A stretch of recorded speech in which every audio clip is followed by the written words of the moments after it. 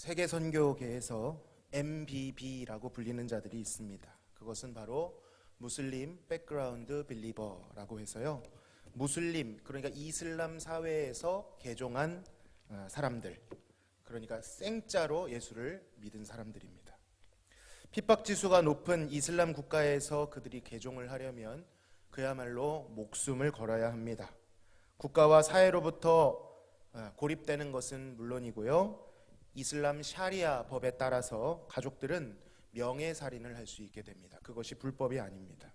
아주 극단적인 핍박을 직면하게 되는 것입니다. 오늘 본문도 비슷한 분위기 속에 있습니다. 히브리서는 예수 그리스도를 영접한 히브리인들을 대해서 쓴 편지입니다. 유대 배경을 가진 그리스도인을 향해 쓰여진 서신이라는 것이죠. 이스라엘은 유대 신앙 자체가 사회였기 때문에 그들이 만약에 그 사회 속에서부터 그리스도께로 개종한다라는 것은 그야말로 사회로부터 배척당하고 고립당하는 것을 의미했습니다. 이때 어떤 이들은 생존의 위협을 느껴서 다시 그 익숙한 유대 사회로 돌아가서 보호를 받고자 했고요, 많은 이들이 이러한 유혹을 느끼며 연약한 가운데 있었다라는 것입니다. 히브리서 저자는 이러한 신자들에게 뒤로 물러가지 말고 그리스도를 믿음으로 담대히 따르자, 그가 얼마나 탁월하신지, 그가 얼마나 독보적이신지를 격려하며 이 히브리서를 쓰고 있는 것입니다. 오늘 본문을 보니까 저자는 이렇게 격려합니다. 13절을 같이 한번 읽어보겠습니다. 시작. 그런즉 우리도 그의 치욕을 짊어지고 영문 밖으로 그에게 나아가자. 아멘. 여기에서 영문 밖이라고 하는 곳은 성문 밖이라는 뜻입니다. 유대 사회에서 이 성문 밖, 그러니까 진영 밖은 늘 부정한 곳을 상징했습니다. 그들은 성전과 예루살렘 성을 성스러운 것으로 생각하고 그 밖은 부정히 여겨서 그곳에 살고 있는 거민과 가축들까지도 부정하게 여겼습니다. 실제로 구약을 보시면 부정케 된 자들이 어디로 가게 됩니까? 진영 밖으로 물러가서 격리되게 됩니다. 그만큼 그들은 이 성문 안, 영문 안을 중요시했습니다. 그 안에 성전이 있었기 때문이죠. 그런데 어떻게 된 일인지 히브리서 저자는 그 영문 밖으로 나아가자라고 말하고 있습니다. 부정한 곳으로 나아가자는 말인가? 그렇지 않습니다. 본문을 자세히 보시면 이유가 있습니다. 그 영문 밖에 누가 계시기 때문입니까? 바로 예수 그리스도께서 계시기 때문입니다. 유대교를 믿는 자들은 메시아가 그들이 지은 성전과 그들이 정결하다고 철석같이 믿고 있는 자신들의 공동체에 오실 것이라고 생각했는데, 저자는 그들 안에 있는 것이 아니라 그리스도께서 어디에 계시다고요? 영문 밖에 계시다라고 말씀합니다. 그냥 계신 것도 아닙니다. 그는 치욕을 짊어지고 계십니다. 영문 밖에서 그리스도께서 치욕을 당하셨습니다. 오늘 본문 읽지는 않았지만 12절에서는 예수 그리스도께서 성문 밖에서 고난을 받으셨다, 그렇게 증언하고 있고요, 실제로 요한복음 19장 20절에서도 예수님께서 못 박히신 곳이 성문 밖이었다라고 말씀하고 있습니다. 여러분, 왜 예수님께서 고난을 당하셨습니까? 왜? 그것도 유대인들이 부정히 여기는 성문 밖에서 치욕을 당하셨을까요? 복음을 믿는 우리는 이제 고백할 수 있습니다. 왜 그리스도께서는 부정한 곳으로 나아가 죽임을 당하셨는가? 그 이유는 그가 부정하셔서가 아니라 부정케 된 자들을 정결케 하시기 위함이었습니다. 그리고 그 방법에 있어 예수 그리스도는 확연하게 다르신 존재입니다. 그는 유대교에서 때마다 드리는 그 어떤 제사보다 탁월하시고요, 제사 때마다 죽어야 하는 그 어떤 제물보다도 다르십니다. 유대교에서 그저 부정을 피하는 것, 부정으로부터 격리되는 것 정도가 정결을 추구하는 방법이었다고 한다면, 그리스도께서는 그 정도가 아니라 어디로 향하십니까? 그 부정케 된 영문 밖으로 나아가십니다. 그리고 순결하시고 정결하신 그가 그 부정한 곳을 정결케 만드시는 것이죠. 죄와 어둠이 드리운 곳으로 가십니다. 영광이신 주님께서 죄인들에게 찾아가십니다. 어두움과 사망이 짓물러 있던 자들에게 찾아가시는 것이죠. 그가 그렇게 그곳에서 고난을 당하심으로 부정함, 즉 죄와 사망에 머물러 있던 자들이 온전한 정결함을 입었습니다. 그것이 우리가 받은 구원의 혜택이죠.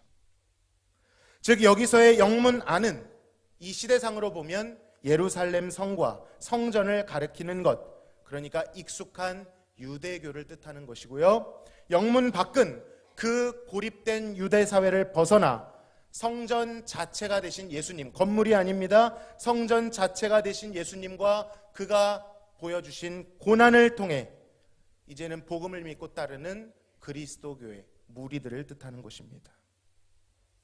유대 배경 안에서 예수님을 영접한 자들은 지금 위기 가운데 있고 마음이 약해져 있습니다. 언제든 다시 안전하고 익숙한 그 영문 안으로 돌아가도록 유혹을 받고 있습니다. 딱 한 가지만 부정하면 됩니다. 그리스도만, 그리고 그의 십자가만 부정하면 다시 안락해 보이고 익숙해 보이는 영문 안으로 들어갈 수 있습니다. 그러나 히브리서의 저자는 안락하고 익숙해 보이지만 그리스도와 그의 십자가가 없는 영문 안으로 돌아가지 말고 그와 함께 치욕을 짊어지고 십자가가 있는 영문 밖으로 나아가자라고 말하고 있는 것입니다. 그리스도의 고난에 동참하자는 것이죠.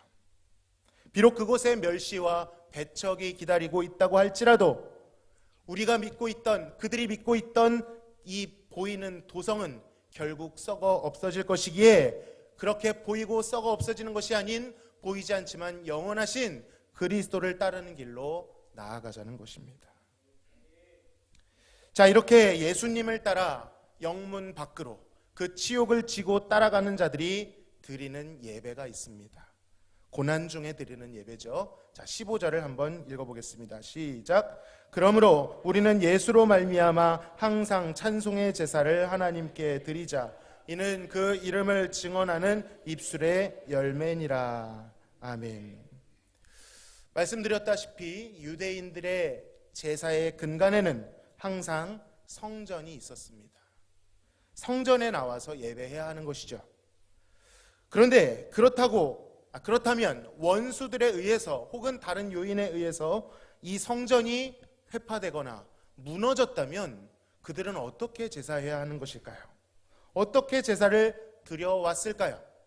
이러한 암울한 상황 속에서 권장되는 제사 방법이 있었습니다. 실제로 시편에 보면 유다 왕국이 완전히 무너졌을 때 그들이 드린 제사의 형식이 있었는데 그것이 무엇이었습니까? 바로 찬송의 제사였다라고 합니다.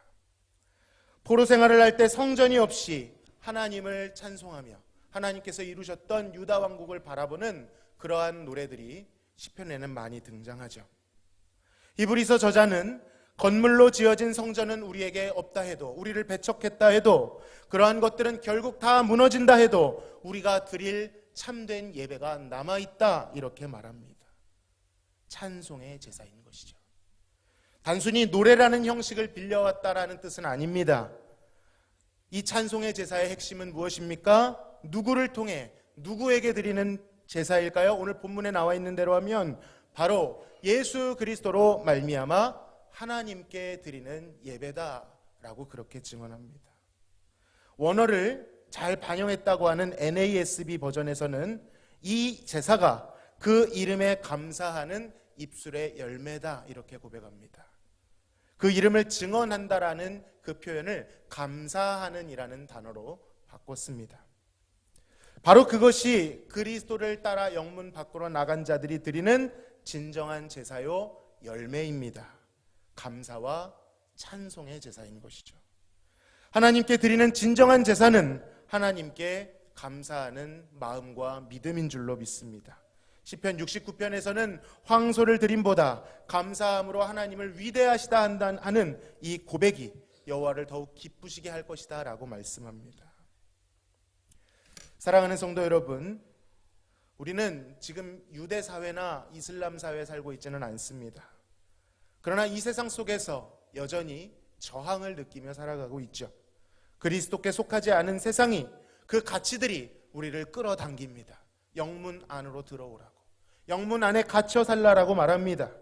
익숙함과 안락함이 있는 그 영문 안에 머물러 그리스도를 따르지 못하도록 우리를 고립시키고 배척합니다. 그러나 사랑하는 성도 여러분, 우리 모두 그리스도와 함께 영문 밖으로 나아갈 수 있기를 기도합니다. 십자가를 지고 예수 그리스도를 따라 나서야 하는 것이죠. 그리스도를 힘입어 하나님께 찬양의 제사와 감사의 제사를 드리는 것입니다. 썩어 없어질 도성을 담보 삼아서가 아니라 보이지 않지만 영원하신 예수 그리스도, 우리에게 자비를 부어주시는 그 예수님 안에 있는 하나님의 사랑을 의지하여 드리는 것이죠. 바로 그것이 하나님께 연락되는 제사인 줄로 믿습니다. 오늘 이 시간 잠시 세상의 근심과 고난을 잊고 우리 공동체와 함께 이 찬양의 감사의 제사, 입술의 열매로 하나님께 마음껏 영광 돌릴 수 있기를 간절히 소망합니다. 기도하겠습니다. 하나님 감사합니다. 예수 그리스도께서 우리의 부정함을 다 담당해 주셨습니다. 그가 영문 밖에 계십니다. 우리 역시 예수님의 고난에 동참하며 영문 밖으로 나아가게 하여 주시옵소서. 익숙하고 우리를 안전하게 지켜줄 것 같은 세상의 가치가 아니라 보이지 않지만 영원한 약속이신 예수님을 붙들고 나아가게 하여 주시옵소서. 그때 우리의 입술에서 참되게 드릴 그 제사, 감사와 찬양의 제사, 입술의 열매가 하나님께 드려질 수 있기를 간절히 소원하오니 혼자서 할 수 없으므로 귀한 공동체 안에서 함께 밀어주고 당겨주며 기도해주며 찬양하며 그 눈물과 고난들을 이겨나갈 수 있도록 역사하여 주시옵소서. 영광을 주님께 돌리며 예수님의 이름으로 기도하옵나이다. 아멘.